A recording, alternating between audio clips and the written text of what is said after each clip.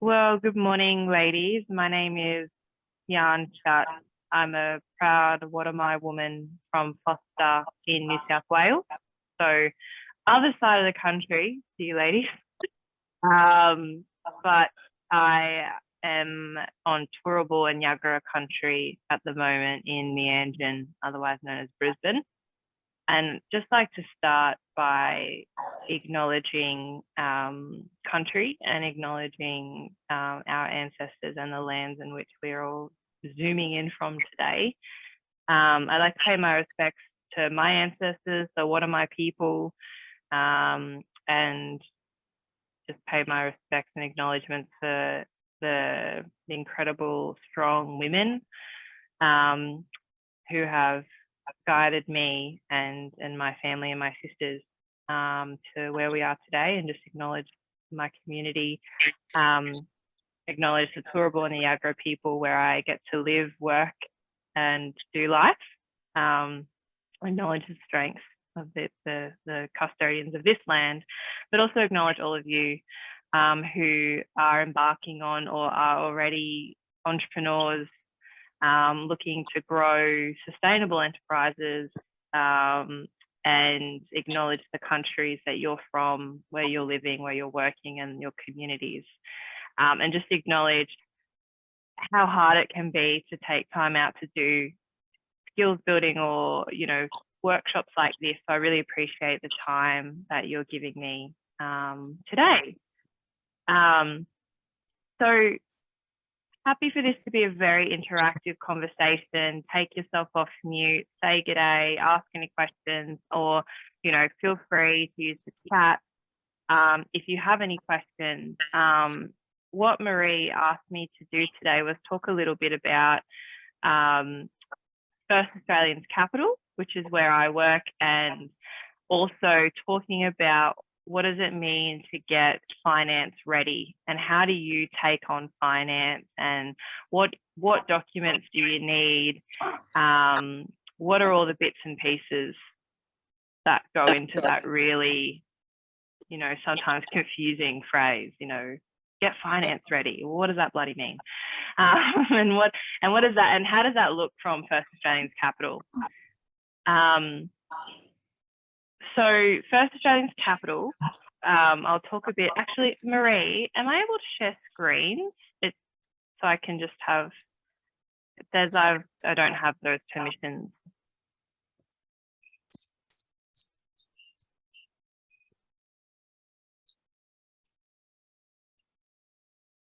That's right. Marie, if you can maybe give me a host permission, then I can share some brief slides. I think that's your screen, Marie.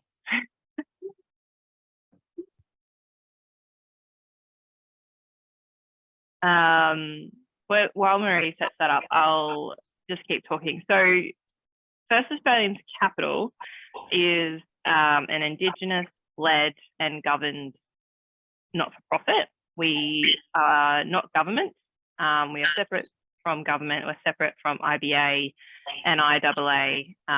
We're our own organisation, and we were founded in 2016 to unlock capital for First Nations businesses, and provide business advisory support services to Indigenous businesses across the country. So our main goal is, our vision rather, is to create a new economy driven by First Australians.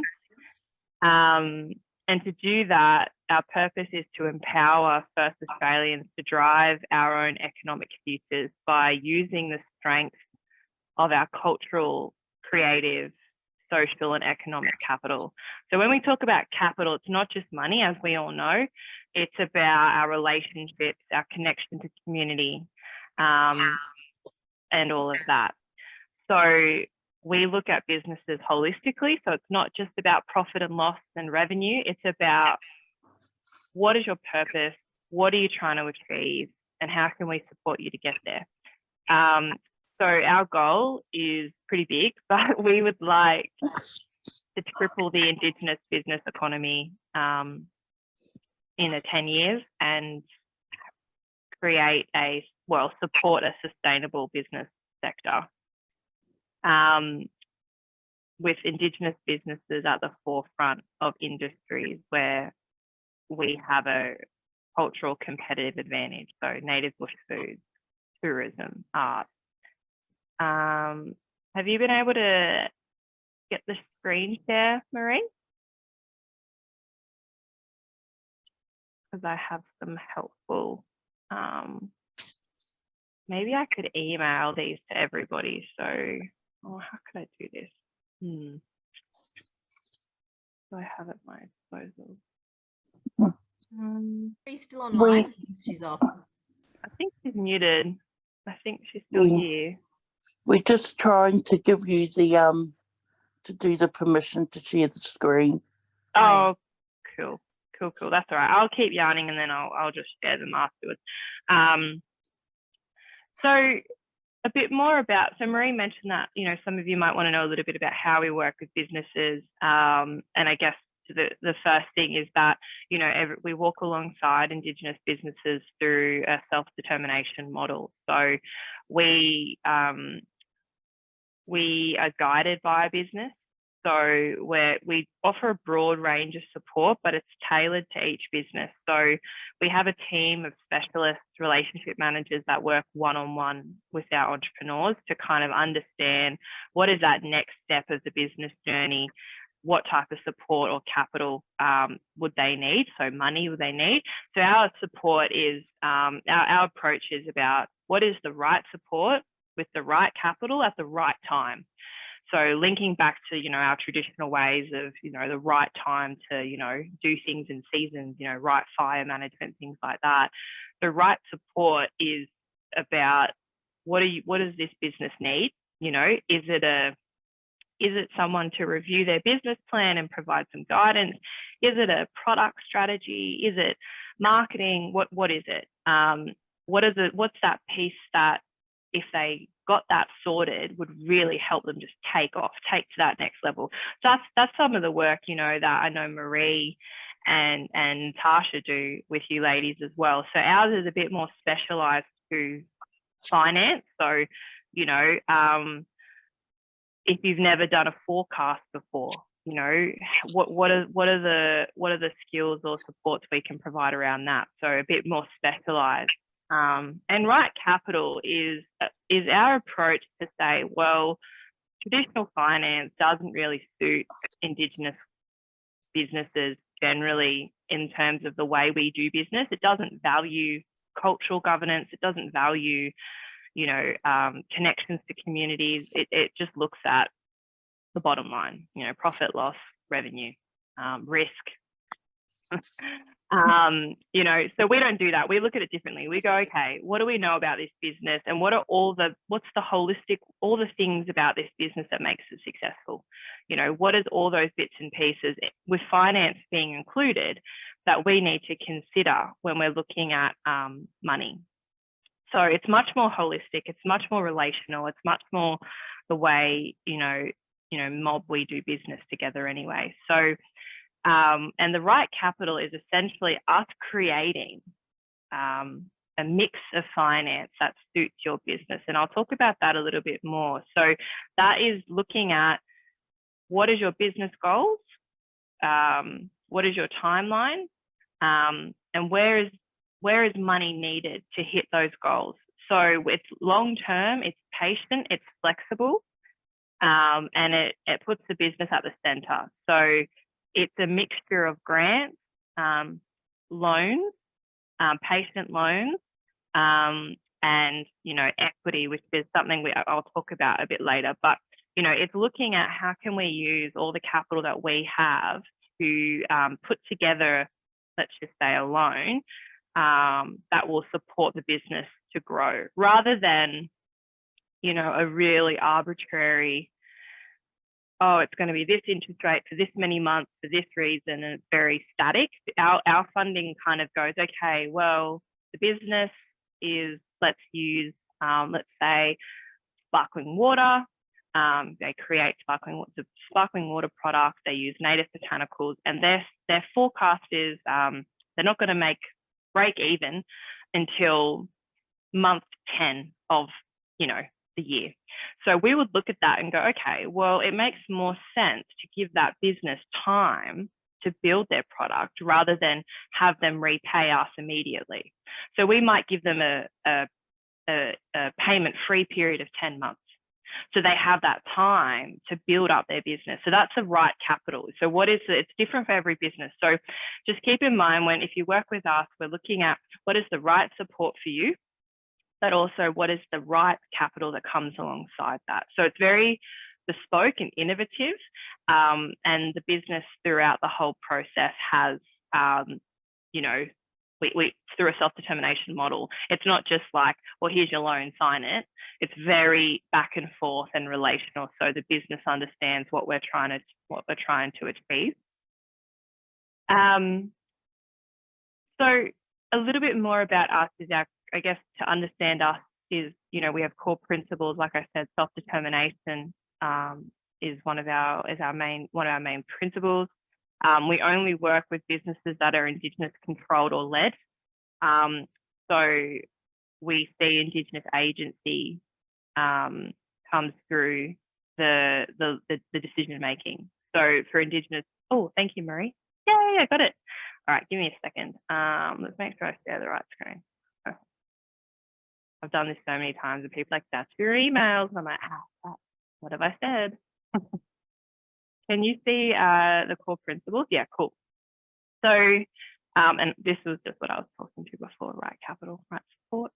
So Indigenous controlled and impact legacy, that language is around that belief that First Nations businesses, by the way we do business, create impact for community and country. Like we know this, right? Like Indigenous people, if I ask anybody, why'd you start your business? Which is the first question I ask the business. It's always, I started my enterprise to do something for my community or something for country. It's generally always about how can we look after this next 7 generations through enterprise. So that's a part of the way we work and the way we measure our impact. And then care for community and country. That is us talking about, again, the ways in which Indigenous peoples, our enterprise is interconnected to a place, kinship and story. So getting finance ready, which was one of the questions Marie said that, what does that mean? What do I need to do? Like, when is the right time? Which are there's all sort of broad answers to that. So I'm going to try my best to, cool. Nothing in the chat. So yeah, I'm just going to talk through how we look at that and what that means for First Australians Capital. This will be quite different if you're talking to a bank. But getting finance ready just means that you're ready to take your business to that next level, and you've got the right financial tools and systems in place to manage your business expenses, your revenue. So that could be you've got an accounting system, you've got an accountant, you've got the skills that you need to make decisions on your business to take it to the next goal, your business goals. So it means that you've done the required work to understand how your finances work. So you understand how your revenue works, and you're keeping track of it. So you sell your sparkling water for $10. That's very expensive water. You sell your sparkling water for $5, and of that $5, you earn $2. That's the type of stuff you understand. And that to make that sparkling water, it costs you $1. So you have an understanding of your finances and you have good systems in place to manage it. So that's what takes you from being on the paper to a system. That could be any system. That could be a spreadsheet. That could be an accounting software. Accounting software like Xero is usually really helpful because it does it all for you. It could be you have an accountant, right? But the core thing, it means you are doing the work to understand the financial side of your business. And what that does, it allows you to make informed decisions in your business. So when is it the right time? Generally, the right time to take on finance, which could be a grant or a loan, is you want to start or grow your business. So you might, like I said, you might be, I'll keep with the sparkling water example. You might be, you've got your product, you know what it is, but you need some money to pay for the first production of that product. So that could be the right time to go, okay, if I can't fund it myself, because let's be real, a lot of us bootstrap our businesses for many years until we are ready to take on finance. You might need it to buy new equipment. So if you're a bookkeeper, you might need a new laptop that will help you, we've all had the blue screen of death on our computers, a new computer kind of helps that. Or maybe you work in remote communities and you need like an indestructible laptop, so it doesn't just die on you like a MacBook might, so you might need new equipment. So that could be the right time to look for finance. Maybe you want to bring on more people. Maybe you've been running your business by yourself for, let's say, 5 years, and you could really benefit from an extra set of hands, because you know that if you have an extra set of hands, you can make more sparkling water, but you don't have the money at the start to pay for that. That could be the right time.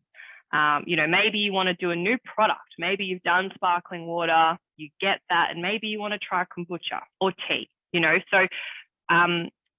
or maybe you want to manage your cash flow. So sometimes what we do with a business is, a business might say, okay, well, I need to, let's say the business makes clothes, I need a new sewing machine. I've actually got the money to buy it outright.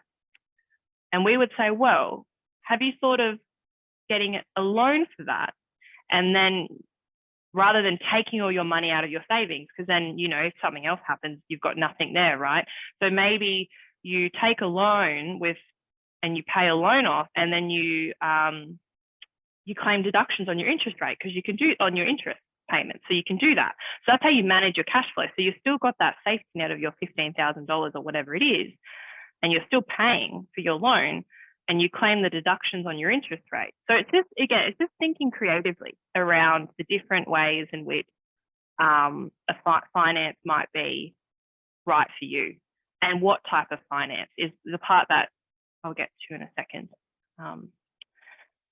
So again, a bit more of a deep dive of how do I know if my business is ready to take on finance. So what we look at, and we like to make this like super simple, because we recognize that mainstream finance makes this stuff overly complicated, and it really doesn't need to be. Like, it's overly complicated because people in those institutions just want to keep their jobs. Because if they actually realized, if everyone knew how simple it was, maybe we wouldn't need them. That's just me being a rebel, but that's what I feel.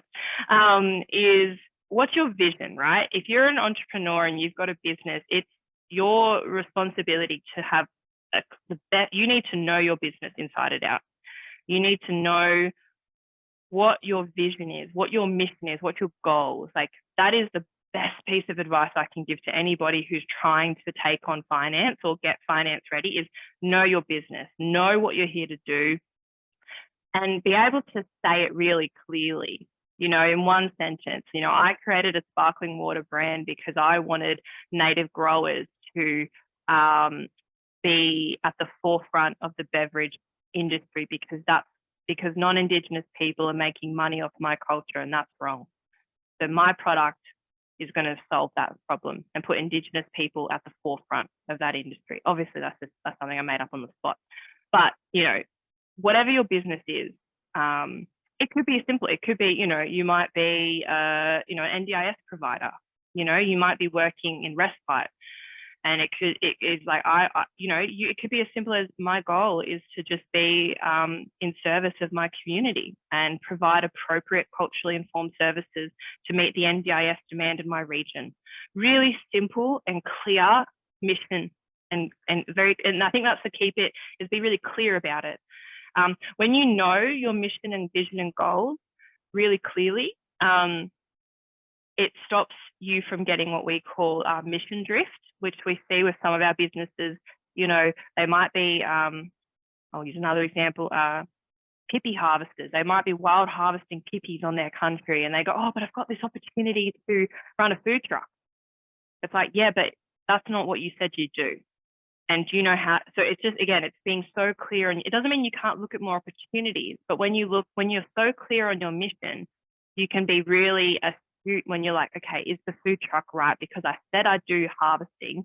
Am I ready to now purchase this whole thing? So having that is really clear, is really important. And writing it down. So having a business plan, I'll get to this afterwards, business plan and strategy.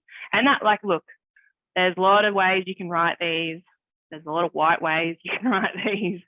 Like I said, if you cover off the key things in a business plan, it could be, you know, any way, present it any way you want to present it, you know. Doesn't need to be 50,000 pages long. Like I said, it's just clear and concise, because, you know, that tells a bank or an FAC that you get your business, and then we get it. And if we get it, then it's easier for both of us. The second one is a little bit more, I guess, that next level of getting finance ready is the market. Really simply, do I have someone or someplace that will buy what I'm selling? Do I understand that? Is there a clear demand for my service in my region or wherever you're trying to sell? You know, because that's the main thing, right? Whether it's a product or a service, as entrepreneurs, we're selling. You know, we're like, okay, like I said, I'm an NDIS provider. Okay, there's plenty of those. What makes me different, right? Okay, what makes me different is, well, I'm an Indigenous woman with lived experience and I have a trauma-informed approach. Okay, well, that's going to make me different than the other white men who are running these services. So I need to focus on that.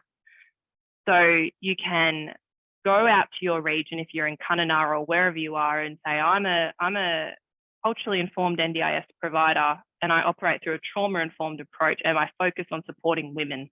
That's like 3 different differentiators from the rest of it. So it doesn't mean that you can't run a business where there's already other people doing it. It just means you have to think about, why are you different from everybody else, right? What makes you different? What makes you special? And does that, and do you fully understand that? So like I said, sparkling water, plenty of that. What makes it different? Okay, well, I'm going to use native botanicals that are Indigenous grown. That makes me different. Okay. And the next level down of that is, do I know my customers? Who's buying it?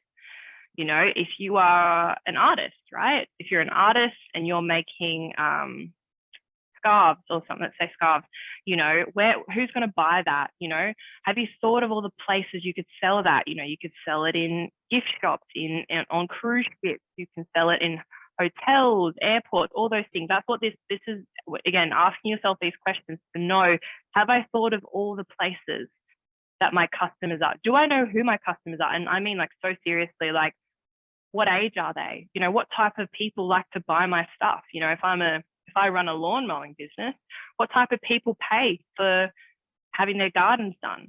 You know, okay, well, maybe they're elderly people because they can't do it themselves. You know, and what that means, if you know that, then that will tell you where you need to sell your product. So if elderly people are primarily the people who need their gardens mowed because they can't do it any longer, where are the places elderly people go to buy things? Or what's the best way to attract that customer? So knowing who your customers are and having a strategy to attract them, because it's not good enough just to have a good product.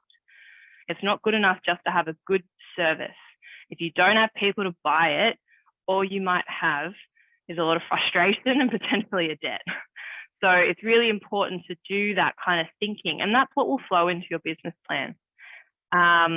And then, you know, is anybody doing what I want to do? That could be another thing, right? Maybe you come up with an idea that no one's doing and you're the first person to think of it. You know, like you could, and that is really important from a place-based tourism. You know, you might be the traditional owner of your country and you have the right to, you know, take, let's say, to take women out on country and share stories. That's unique, right? Or, you know, I can't think of something that hasn't been done. You know, maybe you're making, I don't know, a product that no one's done before. Maybe you're making a lemon lime bitters with lemon myrtle, you know, something. Just think of if it's different, if you've never seen it, make sure you know that no one else has done it, because that really helps with the market as well. Because you have to ask, if no one's done it, is there a reason? If no one's done it, does that mean it's actually not saleable? No one's going to buy it. Doesn't mean it is. It just means maybe you're the smartest person in the world. It's happened before. You know, look at all the things we've got. Someone thought of that first. So there's no reason why your business can't be that business. And the final part of knowing if you're ready to take on finance is the financial element, like I mentioned before. Do I have the skills to manage my business's finances? Or, and this is really important, do I have the right service providers who do? Which means, do you have an accountant that you trust and you understand? Do you have a business manager? Do you have a team of people like Marie and Tash? And if you work with FAC, we become a part of your team, you know? So you don't need to know how to do financial modeling and put it all into Excel and create pretty graphs and stuff that finance blokes think you need to know. You just need to know money coming in, money coming out, what's left. Like, that's as simple as it needs to be. Okay, well, if it's going to cost me this much on petrol to get there, I need to make sure I make that much back with whatever my service is. So I hope I'm getting across that it's really simple, money in, money out, and knowing where the gaps are. Because I think that's one thing I see with some of our businesses. They might have random expenses and I go, what's that? They go, I don't know. You know, that's what I mean. You need to know your business. You don't have to be responsible for all the systems, but as the entrepreneur and the business owner, you are responsible for the whole operation. So, thanks, Marie. Money and what's left. Yeah. I mean, that's the same with personal finances, right? But it's just a little bit that next level, which is the business, right? But I mean, if you're a sole trader, that's different, but I'll get into all that. Now, Marie did mention, you know, to take on finance, do you have to be making a certain revenue or a certain profit? And with FAC, you don't. We don't have any thresholds. You know, we really believe our job is to provide capital to, you know, catalyze Indigenous businesses. So for us, you know, you could be an early stage business. Maybe you've been trading a year. Maybe you've got a website. Maybe you've got an ABN. Maybe you're a company and maybe you need money to build a website, right? And maybe you've made no money. That would not stop you from accessing our finance. But what would be critical is understanding your strategy, right? Because if you've got it, because I always say, at the end of the day, finance and giving money is literally looking at an entrepreneur and trusting them that they'll do what they said they'll do. You know, it's all just words on a paper, numbers in a column, but really we're backing the entrepreneur to do it. So that's why we have this relational approach to go, yes, Marie, I get you, your sparkling water brand. I understand it. I see you've got the skills, you've got the vision, you've got the finances, but Marie's got no revenue. That's fine, because I believe Marie can do it, and she's got the strategy in place to do it. So that's just something to keep in mind if you work with us. You can even be in negative, right? You might have lost money, right? Because it's COVID. Hello, a lot of us, if you're in tourism, if you're in a business that was dependent on people coming through your door, foot traffic, you might have lost money in the past couple of years. That shouldn't stop you from growing your business. But like I said, that just means your strategy needs to be really thought out. And that's what we would work with you on. So yeah. This is a question I get a lot. Documents. What do I need to get together to get finance, right? There are, and I won't lie, even though we aren't a bank, we still have to make sure that, you know, we're investing in businesses that are, you know, ready to take this on and be sustainable, because we don't want to support businesses that haven't really thought through all those bits and pieces, because really what we want to do is have a sustainable Indigenous economy. We want businesses to thrive and stay in business. It doesn't mean they can't fail or make mistakes, absolutely not.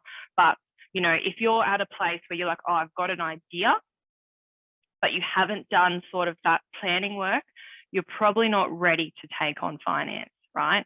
Because you maybe haven't thought through all the bits and pieces you need to really make the most of that finance. So the most important thing, and I say it all the time, is a business plan. A business plan and a strategy. It's totally fine for someone to help you write that. Let me be clear. If you are, you know, you might be working with IBA, Many Rivers, with Marie and Tuss and Kimberly Jeegers or Maganda Makers, absolutely fine. But you still need to know that business plan inside and out. You know, you need to know where you've been and where you want to go. That's what the business plan is. Think of it as the central document to your business. So it is the roadmap where everything else comes off. So it's got your why, it's got your story, it's got, you know, what you want to achieve and how you're going to achieve it. You know, that's what it's got. It's got to be comprehensive, which doesn't mean long. It just means you have to think through lots of different things. So I've put here some of the kind of typical things. You know, these are the things we would look at. So business description, executive summary, that sort of stuff I've already spoke to. Market analysis, that's the competitors, that's what's my product, what's my service, how are you going to sell it, you know, how are you going to run it. Like I said, this is a very detailed list, so don't be overwhelmed if you haven't got all that yet. We actually work with businesses, and I'm sure Marie and Tash do as well, to build that stuff out. But this is just to think, you know, if you can get everything in there, that's going to put you in a better position than you would have been before. Management team, don't stress. Like, look, a lot of us are just doing this on our own, right? Because that's the first step. So that's like, just think about finding really clear paragraphs to respond to all of these. This one, financial projections, this one I'll talk to a little bit more in the next bit. But essentially, if you're taking on finance, and you, like I said, maybe you need to buy a sewing machine, you have to then project, like, let's be real, guesses, educated guesses. What's going to happen once you buy that piece of equipment? What do you think will happen to your revenue?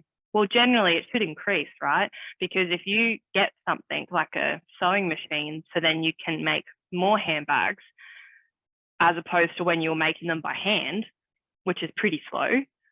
Theoretically, you should be able to make more handbags and then sell more handbags, so then you make more money. So your financial projections are just a plan of how, again, money coming in, money coming out, and how you think that's going to grow.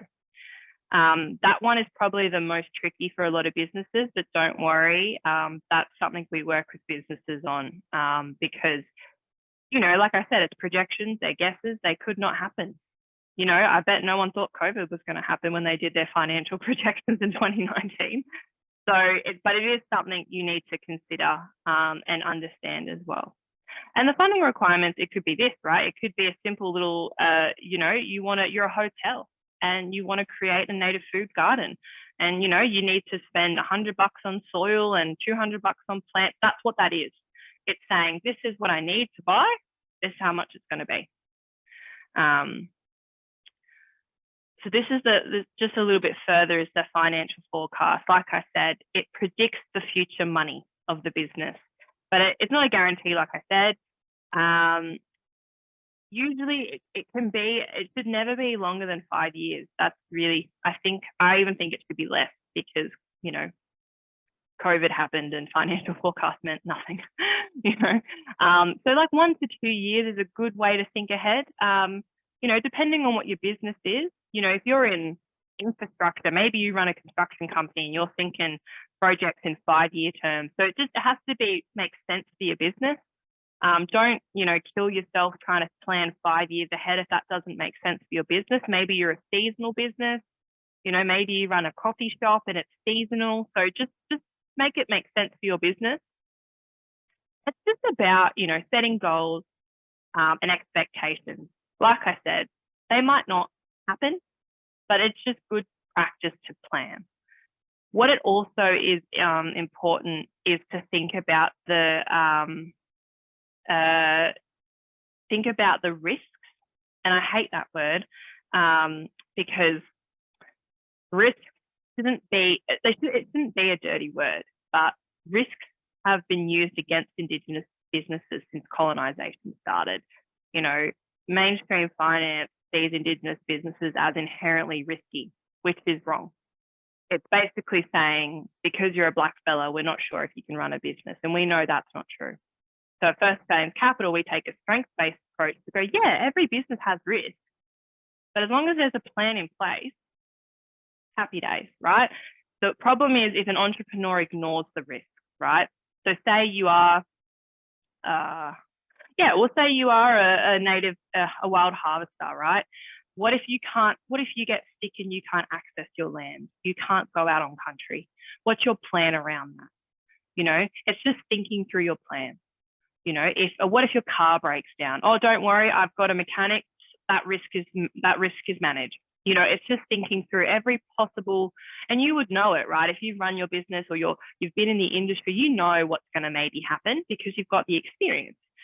So, you know, if you've got an industry that's subject to seasonality, you know, travel, you know, government regulation, those are the things you need to think about, and just have a simple plan, you know, very simple. Okay, sometimes you can't plan for everything, but it's important that you just try to plan for it.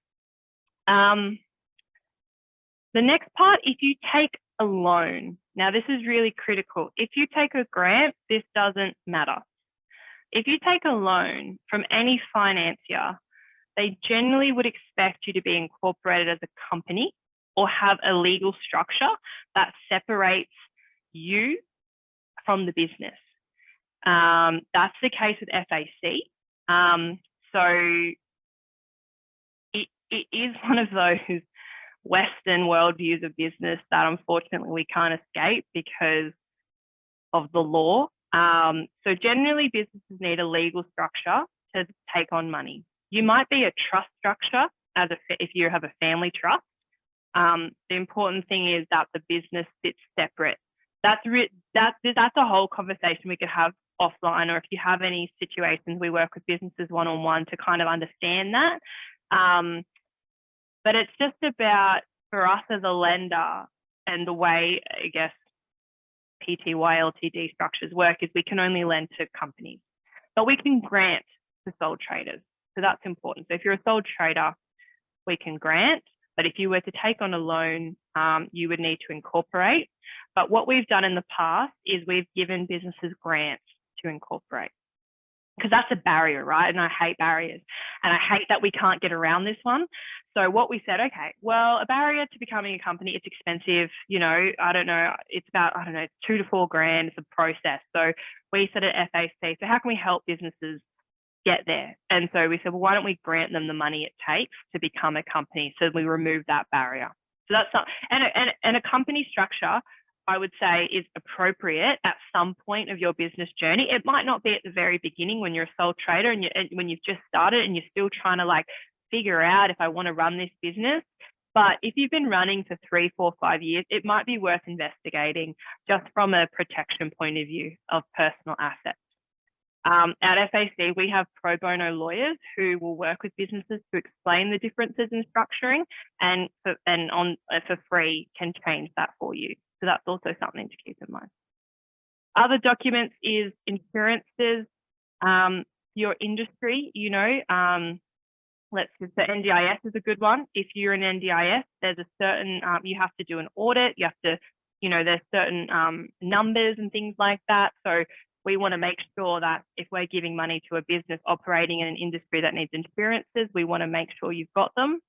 A company bank statement, this stuff's pretty simple. This is, again, just to go, yep, you know, Tian Shat is the owner of Tian's Drinks, and here's the bank statement that says, yes, that's the company. So that's just, again, our due diligence to make sure that we're lending to a business.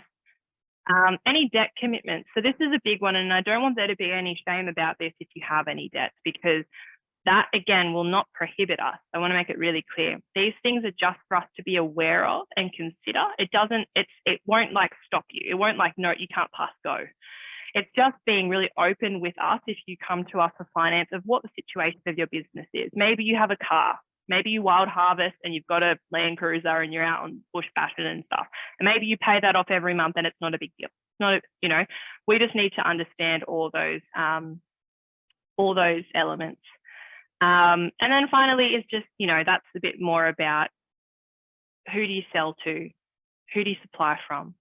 You know, that's again, that comes out through the business plan, but that's sort of stuff we would ask for. I see your question, Sissy. I will get to that just after this bit about granting, because I know that is something that Marie asked about.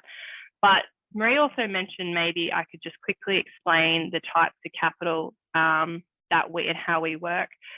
So you'll hear me say sometimes, or you might hear in the impact space or the social enterprise space, if you're in that space, catalytic capital. So essentially that is money that goes to high impact businesses. So in the forms of grants or low interest loans or flexible investments. So essentially it's a type of money that is trying to do good. So FAC, we say our funding is catalytic capital because it's catalyzing businesses that otherwise wouldn't receive money because of a bias in the system. Like I said before, they see Indigenous businesses as inherently risky, right? So we see our capital as a way to catalyze Indigenous businesses and then become sustainable and then create, you know, positive social and emotional well-being for our communities. As we probably all know, if you've got a secure job, secure income, and you've got economic self-determination, you feel you're a better person in your family and your community. So that's our approach. Impact investing, you might hear that thrown around a bit. I'm pretty sick of impact investing, to be honest, because it's just another way for investors to be true with you, to feel good about with their money. But the theory of it is, you know, investing for social good or environmental good. So you might hear that thrown around, you know, an impact investor might want to invest in you, and you're like, what does that mean? You know, because impact is just, again, a Western way of explaining how literally Indigenous people do business. But they'll keep creating more terms every, you know, 10 years to try and incorporate Indigenous worldviews, in my opinion. Blended finance is, so this will lead into talking about our finance, is because we have our own money at FAC, we are able to take money, we are able to give you grants and loans and blend it. So rather than only be able to provide a loan or provide a certain thing, we can be really creative and change interest rates and, you know, we can use the money in a way that is a little bit more flexible. So blended finance, our most common is mixing grant and loan. So I'll talk, like I said, it's long-term patient flexible capital to support the business. So what type of capital is available at FAC? So we have, like I said, a pool of catalytic capital made up of grants and loans. We have a particular focus to support women-led businesses, which is why we have this deadly partnership with the Maganda makers. So we're looking at ways that we can use our capital to support women in the Kimberleys, but also, you know, women across Australia. We provide grants up to $15,000 in the catalytic capital pool and loans up to $50,000. So when I said blended finance, that could be a total of 65. So we can blend that together. We also have, I didn't put it here because I wasn't, you know, I didn't want to death by PowerPoint, even though I kind of already have. We have another pool of capital for larger size businesses or larger deals where we can go up to $500,000. That's a bit different process, but it's still that same flexible, long-term patient finance that same approach. So for catalytic capital loan, it's a 3% interest rate, which if you pay attention to banks, that's really cheap. And the big thing of what we also do is we don't secure our loans. So we don't secure, I don't think I actually put that there, but that's important to know. We don't secure personal assets.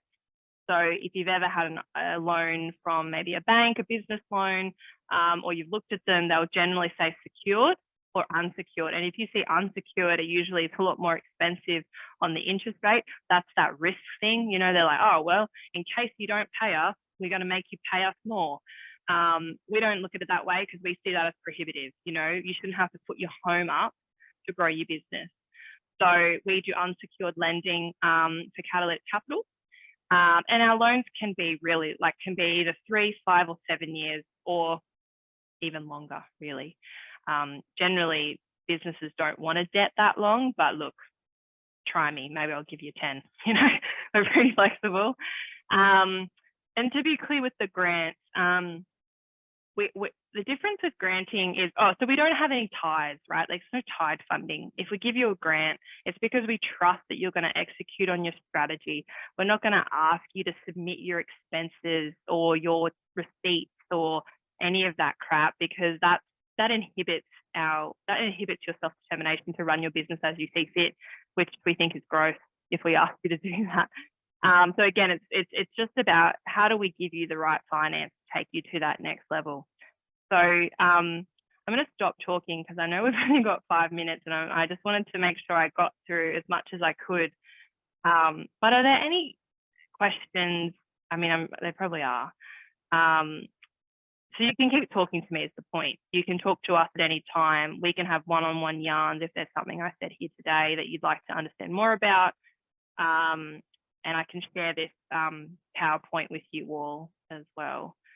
So just below some of the grants, like I said, you know, maybe you want to build a website and that might cost you $8,000 or something, and that's a bit of money. You know, that's something we've granted businesses for. Or like I said, maybe you're an NDIS provider, and to do the NDIS audit, that's $4,000. So that's a lot of money. That's a barrier. So that's the sort of stuff when we would provide a grant.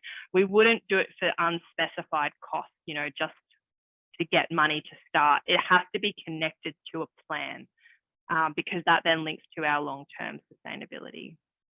Oh, sorry, yes, Marie, we've got some more time. I can chuck my email in this chat. I'll just do it now. And you can email me at any time, and we can have a yarn offline. But yeah, any questions? I did just overload you with a lot. So the only question I had is Tissy, I think you've already answered it just through the grants. You can loan up to, so the grant is $15,000 and you can loan up to 50,000, eh? Yep. In the catalytic capital, yeah. So look, if it was, say if a business needed $16,050, like, you know, we can be a bit responsive to that, but generally because we only have a certain amount of the funding available, we try to keep it to the 15,000, and the loans can go up to 50 in the catalytic capital. But like I said, we have another pool of funding that we can go up to $500,000 or even more.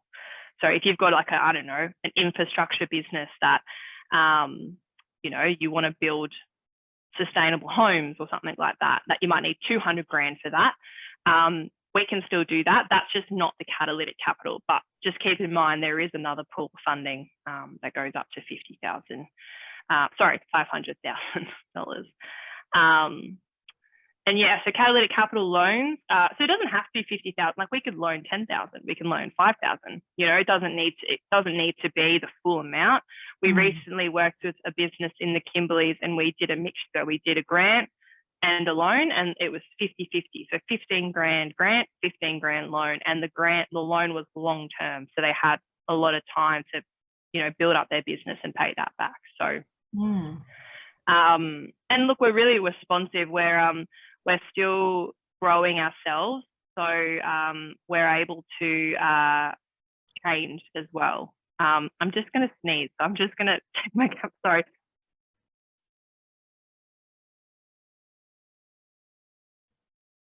Sorry, I didn't want to sneeze in front of all of you. So what's the success rate just in regards to applications coming through? So it all just depends on the business case that's put forward? Yeah, pretty much. Like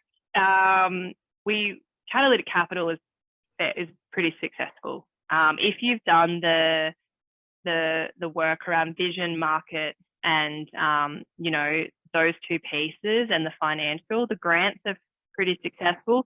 Generally, where we would maybe take a business back a few steps if they haven't thought through the market.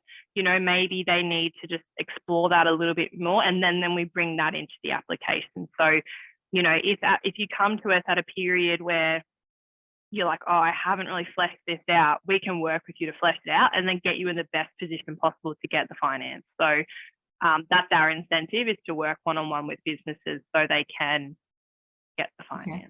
And the start to the finish. So I guess how long is the process of putting in your application, and how Yeah, long? great question. It depends on at the rate of every business, right? So some businesses, if they don't have all the documents together, it can take a bit of time, but the quickest we've approved finance is about 3 weeks. Wow. Okay. Yeah. So that's one of the things we're really trying to work on, because we know that from other feedback from Indigenous businesses, it can take too long. Yeah. Too long. So it depends. Like if you're going for a bigger loan, and let's say you wanted to buy a company, that's a big thing right now. Indigenous businesses are buying other businesses. That might take a bit more time for us to actually do the due diligence, because it's a bit more complicated. But if it's a simple piece of finance, which, you know, like I said, you want to buy a sewing machine, all we'd really want to see is the sewing machine and understand what that's going to be used for. So that doesn't take very long. Yeah. The longest, like we've also supported businesses to get other finance from mainstream banks. So that's something we also do. So say you needed $2 million, that's above our deal size at the moment. So we've worked with mainstream banks like Bank Australia to then leverage our capital to support businesses to get a foot in the door as well. So we'll put up guarantees for businesses as well. That takes longer than 3 weeks. Yeah.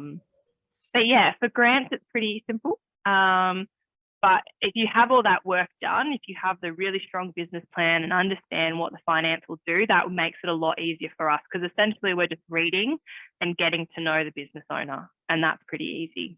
You don't ever have to fill anything out. There's no application form. We do that work internally. We build an investment paper. You don't need, it's not any work for the business. We try to make it as easy for the business as possible.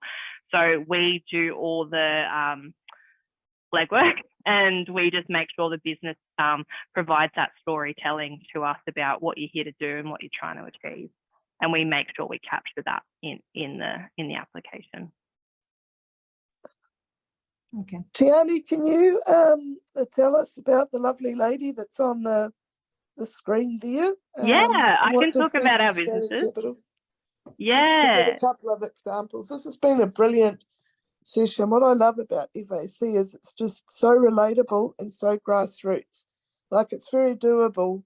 A lot of the women have amazing developments or projects they want to do in their business, and this is an opportunity that they can take hold of, but not be overwhelmed by paperwork and 25 different things they've got to do, even just to get $5.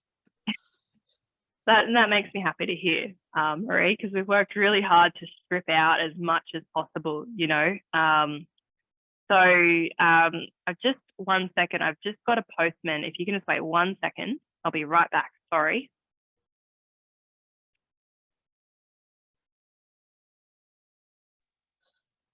I love how we're so real. Sorry. I needed these shoes, okay? I've got a wedding to go to. How exciting. You've got post. Our post can take, thousands of weeks to get here. So we rejoice with you.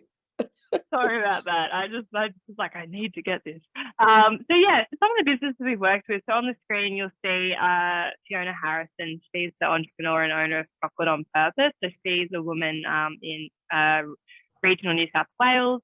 And what we're working with her on is actually one of the more, intensive work we're doing, where she needs to take her chocolate business to the next level. She's been making it all by hand in her kitchen. And she can't keep up with the demand of the orders by just doing herself. So she wants to buy equipment to then, improve efficiencies. The equipment she wanted was really expensive, right? And her cash flow didn't support that, right? she needed hundreds of thousands of dollars, but even her projections weren't going to get her there. And I said, well, how do we still help you, Fiona? Because we want you to grow. So what we did was with her is we went, okay, what are the other options where you can still increase your sales and get equipment, but you're not going to be in hundreds of thousands of dollars of debt? So we actually came to a really good solution where she's exploring outsourcing some of her production, with her still being, you know, at the factory and overseeing it, so ensuring quality. But that's not going to put her $300,000+ in debt, but it will still allow her to kind of grow and speed up her business as well. So that's, again, one of the interesting things we can do, where it might be the money you need. You know, the work we might do with you is actually to get you to scale it down in a way, not to prohibit the business, but go, here's another option. Have you considered it?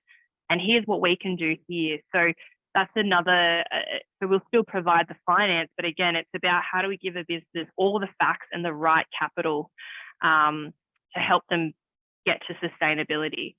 So that's an example of one of the, I'm just trying to think what else do I have. This woman is Cherie Johnson. She's the founder and owner of Speaking in Colour, which is a cultural awareness training organisation in Newcastle. And Cherie, just a person in white shirt, that was funny.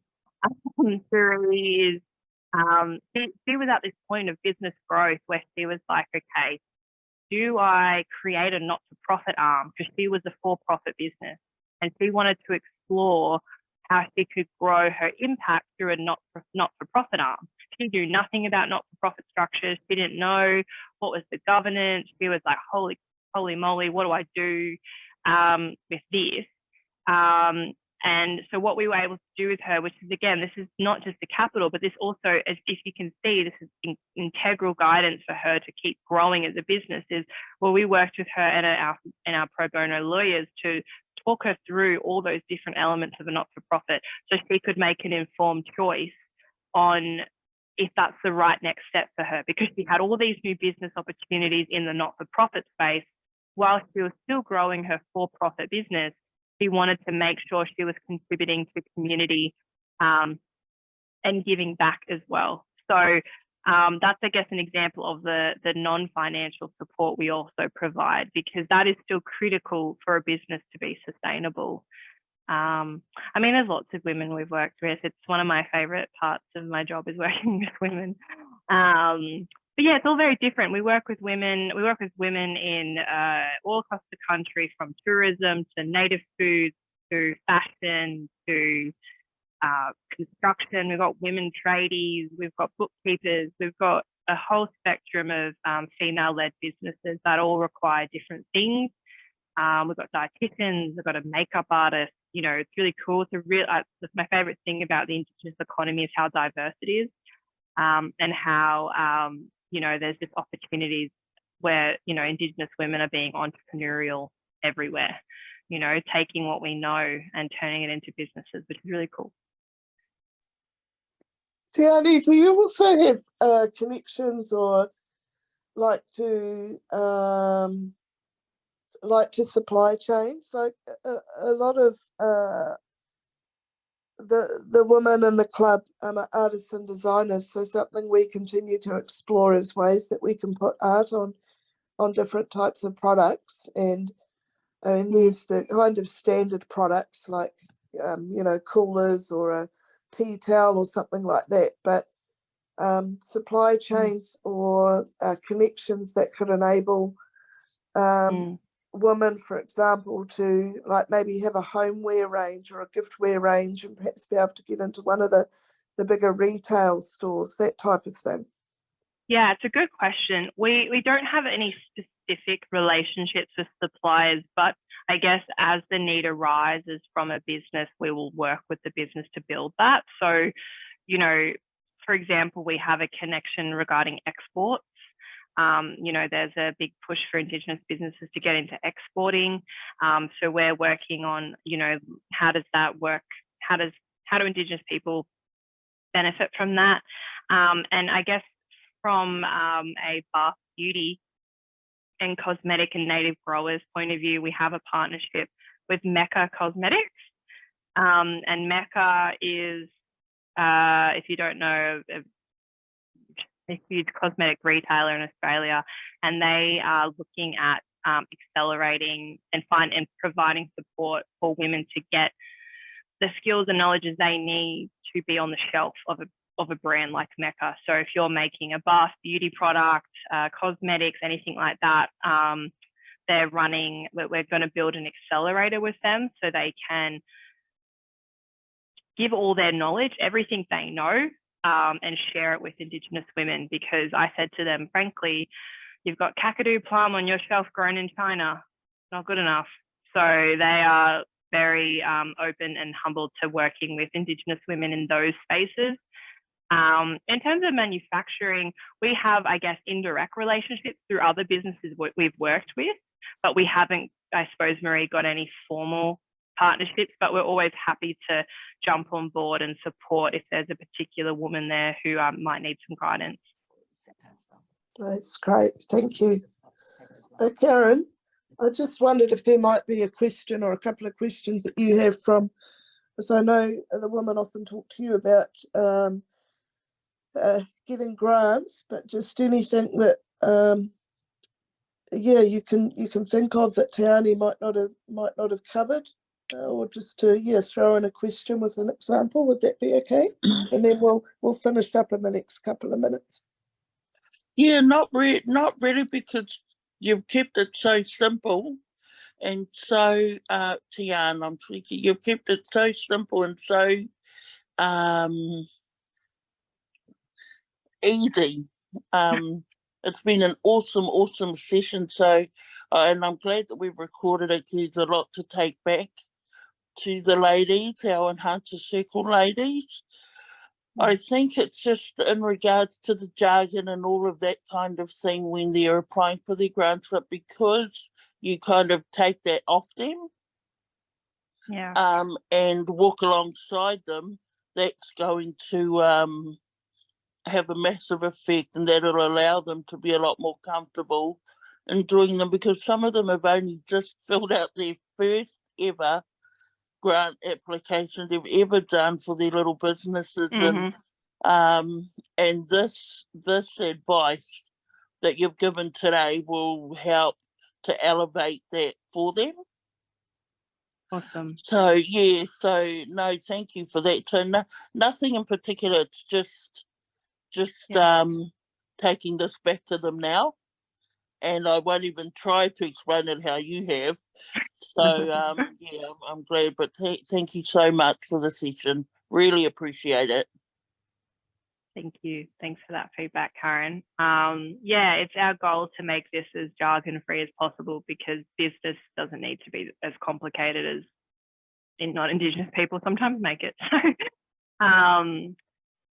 Well, like I said, if you want to yarn with me, I tucked my email in the chat. That link there as well. If you go to our website, you can see more about us and our stories and our businesses, and you can register via our website and have a yarn with us there. But like I said, we have a partnership with the Maganda makers and Kimberley Jigas, so we're very proud to be a part of this work, and hopefully being able to provide the capital for your businesses to take them to the next stage. Great. Thank you. Wonderful. Thank you, Tiani, very much.